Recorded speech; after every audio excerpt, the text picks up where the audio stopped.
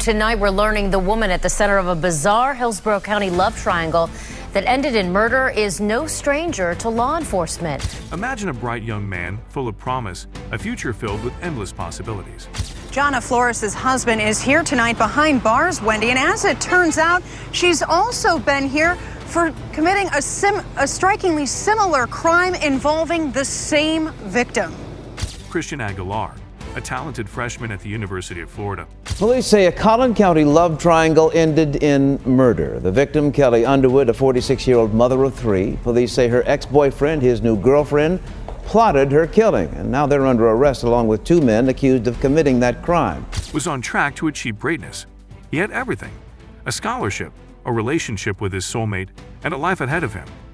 But in the blink of an eye, he vanished without a trace. As the search grew more intense, the mystery deepened, revealing disturbing truths about his so-called best friend. What would drive someone to go to such extreme lengths to destroy the life of another? And why was Christian, with so much ahead of him, caught in the crossfire of obsession, jealousy, and betrayal? The world was left wondering, how did it all go so wrong? Stay tuned, because this story is about to reveal a shocking truth that will keep you on the edge of your seat, and trust me, you don't want to miss the jaw-dropping twists ahead. You might think you know how this ends, but this one will leave you questioning everything.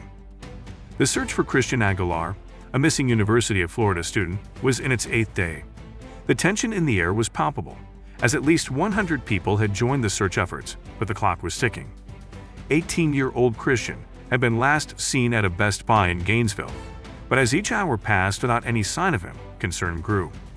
What happened to this promising young man, so full of potential and hope? Christian Aguilar, a freshman at the University of Florida, was studying biomedical engineering on a scholarship. He had the world at his feet. Known to be quiet and shy, Christian had a charm that emerged when he grew comfortable with those around him. His life, while introverted, was filled with love and passion, especially for his girlfriend, Erica Freeman. The two had grown close during their time at the university, spending every moment together. Carlos, Christian's father, had never seen his son so happy. Erica, too, described their relationship as one of soulmates, believing that one day they would marry. The day began like any other. After classes, Erica texted Christian to make plans. However, hours passed without any response, which was highly unusual for Christian. His silence became an ominous red flag. Concerned, Erica went to his dorm room and called his childhood friend Pedro Bravo. But still, there was no word from Christian. It wasn't like him to disappear without a trace, especially not without letting Erica know. Fearing the worst, Erica contacted Christian's parents in Miami. By the morning of September 21st, Erica and Pedro met with University of Florida police officer Timothy Peck to report Christian missing. As the hours ticked by, the search continued, but Christian remained elusive. Pedro explained that the previous day, he and Christian had gone to Best Buy and grabbed lunch. He mentioned an argument that had taken place between them in Pedro's car, a trivial dispute over a CD. But as the investigation unfolded, the truth began to unravel, revealing more than anyone could have anticipated. Days later, surveillance footage from Best Buy captured Pedro and Christian together, but after that, they disappeared from the cameras. What happened between them after their visit to the store? Hours of CCTV footage from the surrounding neighborhood yielded nothing until a new clue emerged. A local car wash camera revealed Pedro washing his car at 2 a.m. the night Christian vanished. It was a small but significant detail. Pedro's behavior raised suspicions, and further investigation revealed a chilling detail. Christian's backpack was found in Pedro's apartment, and the more police dug, the more disturbing the evidence became. A receipt from a few days earlier showed that Pedro had bought a shovel, duct tape, and sleeping pills. The pieces of the puzzle were starting to fall into place, but what did they mean? Pedro Bravo had been fixated on Erica Freeman for years.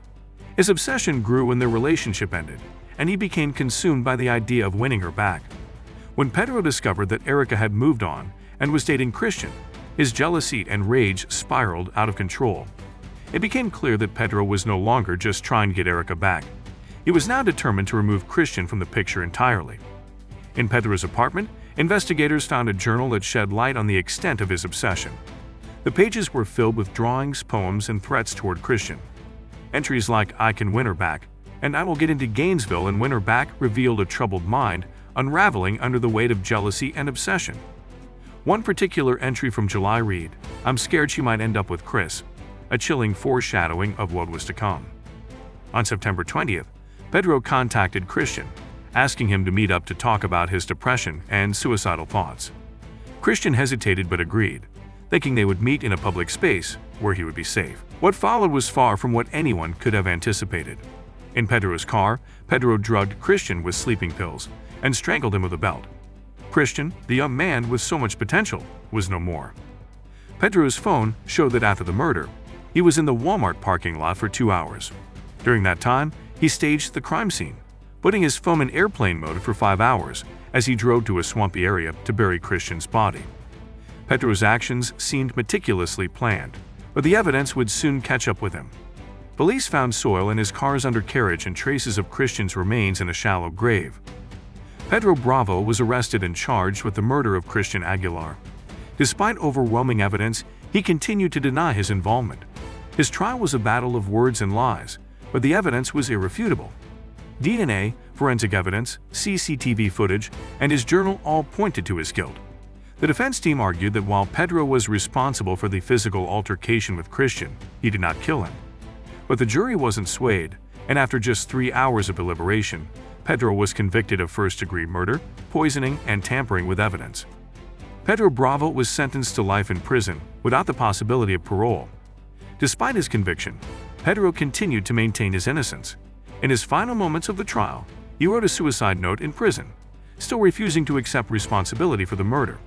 The Aguilar family, however, found some peace in the fact that Pedro would never harm anyone again.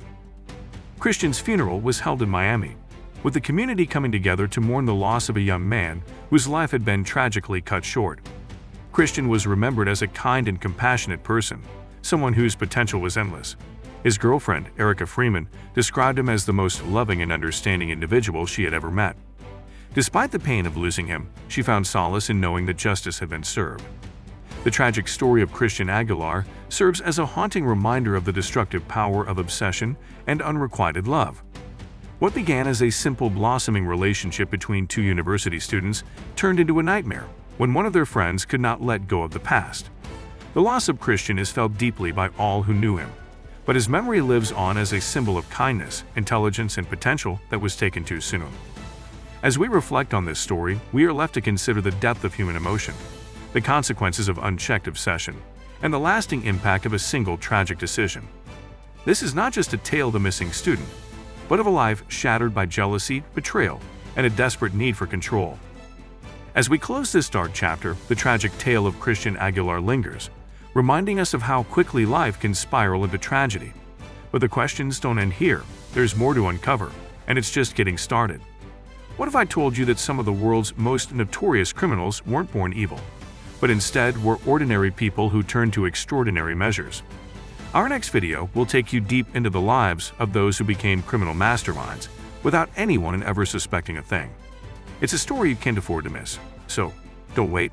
Hit that subscribe button and turn on notifications to join us as we dive deeper into the shocking truths of human nature. You don't want to be the one left behind, do you? Keep up with us, and together, we'll explore these untold stories you won't find anywhere else. Subscribe now or risk missing the shocking revelations that lie ahead.